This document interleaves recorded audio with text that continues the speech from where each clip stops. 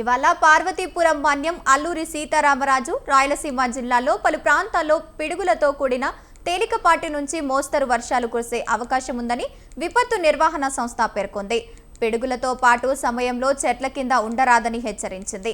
ఇవాళ సాయంత్రం 5 గంటల నాటికి నెల్లూరు జిల్లా వెలగపాడు 73 మిల్లీమీటర్లు, చిత్తూరు జిల్లాలో యాడమర్రిలో 67 మిల్లీమీటర్లు, నెల్లూరు జిల్లా గుండ్లదోనలో 57.5, కాకినాడ జిల్లా కరపలో 51 మిల్లీమీటర్ల చొప్పున అధిక వర్షపాతం నమోదైందని ఏపీ విపత్తు నిర్వహణ సంస్థ తెలిపింది.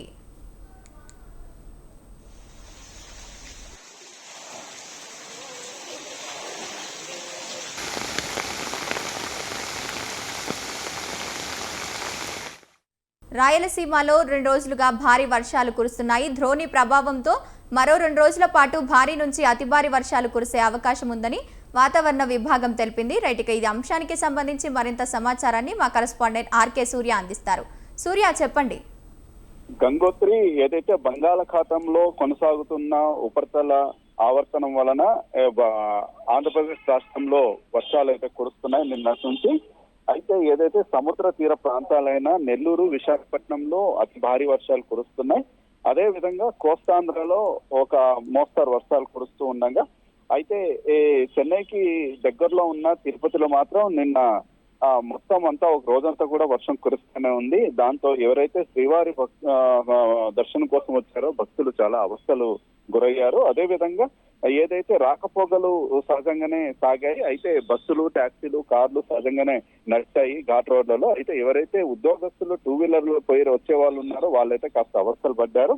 అయితే భక్తులు కూడా దర్శనాంతరం బయటకు వచ్చిన తర్వాత అన్నదాన సత్రానికి పోవడానికి కావచ్చు, లేదా లడ్డు ప్రసాదం తీసుకోవడానికి కావచ్చు, పార్టీ చేస్తూ వెళ్ళడానికి కూడా కాస్త ఇబ్బంది పడ్డారు. అదే విధంగా చలి కూడా విపరీతంగా అయితే ఉంది.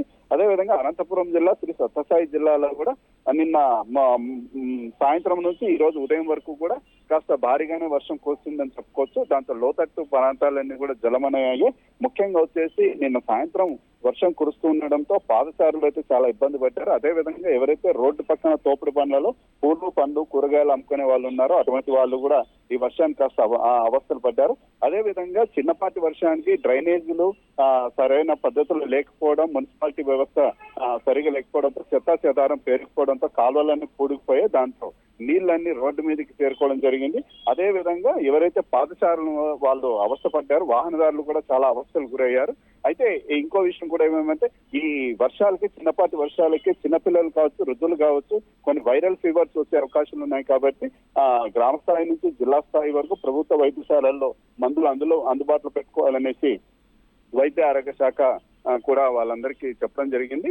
అదే విధంగా ఈ వర్షాలకి ఏదైతే రైతులు పంటలు వేశారో వాళ్ళకు చీడ పురుగు ఆశించే అవకాశం ఉంది. కాబట్టి దాని గురించి కూడా కాస్త ఆలోచన చేసి పిచికారీ చేసుకోవాలి మందులు, దానికి సంబంధించినటువంటి వ్యవసాయ అధికారులు కూడా చెప్పడం జరిగింది. అదే విధంగా ఏదైతే మత్స్యకారులు ఉన్నారో వాళ్ళు ప్రభుత్వం నుంచి ఆదేశాలు స్పష్టంగా వచ్చే వరకు వేటకు వెళ్ళరాదని కూడా చెప్పడం జరిగింది. ఏమైనప్పటికీ కూడా ఈ రోజు కూడా వర్షాలు కురిసే అవకాశం ఉంది. రేపు సాయంత్రం వరకు తగ్గుముఖం పట్టే అవకాశం ఉంది గంగోత్రి. అయితే ప్రభుత్వం కూడా అన్ని జాగ్రత్తలు అయితే ప్రజల కోసం అయితే తీసుకోవడం జరిగింది. సూర్య, ద్రోణి ప్రభావంతో 2 రోజుల పాటు భారీ వర్షాలు కురుస్తున్నాయని తెలుస్తోంది. అయితే ముప్పు ప్రాంతాలకు అధికారులు ఎలాంటి చర్యలు తీసుకుంటున్నారు? ఏదైతే ఇప్పటికే అన్ని జిల్లా కలెక్టర్లకి ప్రభుత్వం నుంచి స్పష్టమైన ఆదేశాలు అందడం జరిగింది. ఏదైనా లోతట్టు ప్రాంతాల్లో జలమనం అయిపోయి ఏదైనా గృహాల్లో చిక్కుకున్న ప్రజల్ని వెంటనే తక్షణమే రక్షించడానికి ఈ ఫైర్ సర్వీస్ ని అందుబాటులో పెట్టారు. అదే విధంగా 100 కావచ్చు, 108 కావచ్చు, 101 కావచ్చు, ఇటువంటి శాఖలు కూడా అప్రమత్తంగా ఉండాలని చెప్పడం జరిగింది. అదే విధంగా ముఖ్యంగా ఏదైతే కొండ ప్రాంతాలు అంటే అనంతపురం జిల్లాలో తీసుకుంటే కళ్యాణదుర్గం, మడకసిర లాంటి ప్రాంతాల్లో కొండ ప్రాంతాలు, అటవీ ప్రాంతాలు ఉన్నాయి. ఈ వర్షాలకి ఏదైతే ఈ చిరుత పులులు కావచ్చు, తోడేళ్లు కావచ్చు, ఇటువంటివి గ్రామంలోకి వచ్చే అవకాశాలు ఉన్నాయి. కాబట్టి ఏదైతే ఫారెస్ట్ అధికారులు ఉన్నారో వాళ్ళు కూడా ఆ రైతులకి, ఆ గ్రామస్తులకి అప్రమత్తంగా ఉండాలని చెప్పారు. ఏదన్నా అటువంటి వన్యప్రాణులు వస్తే టపాసులు కాల్చి బెదిరించాలని చెప్పారు. ఇంకా ఏదైనా అవసరమైతే మాకు కాల్ చేస్తే మేము అక్కడ చేరుకుంటామని చెప్పారు.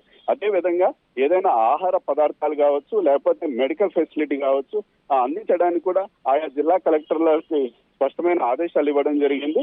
రాష్ట్రంలో అయితే అధికారులందరూ అప్రమత్తంగా ఉండాలని చెప్పుకోవచ్చు. Gangotri. Right, thank you RK Surya.